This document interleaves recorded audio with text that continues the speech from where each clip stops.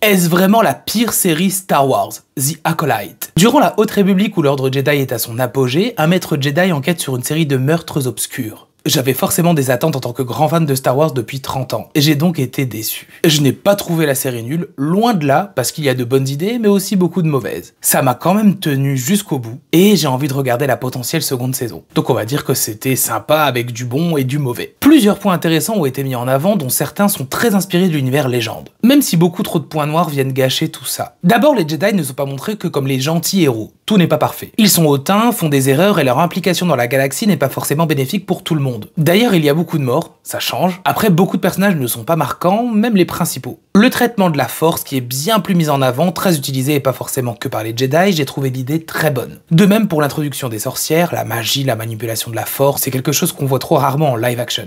Les connexions avec les films, avec les comics, avec les romans, même les plus anciens, ça je dis oui, clairement. Mais c'est bien trop long pour finalement ne pas raconter grand chose, on a presque l'impression que c'est juste une introduction. C'est assez prévisible, les rebondissements, on les voit venir. Ça manque parfois de cohérence et ce n'est pas assez ambitieux. Bien sûr, les deux caméos qui font plaisir, le premier qu'on attend depuis des années et le second qu'on voyait venir depuis le début. Ça permet de teaser la suite tout en connectant la série à ce que l'on connaît. Les combats sans sabre, très bonne idée.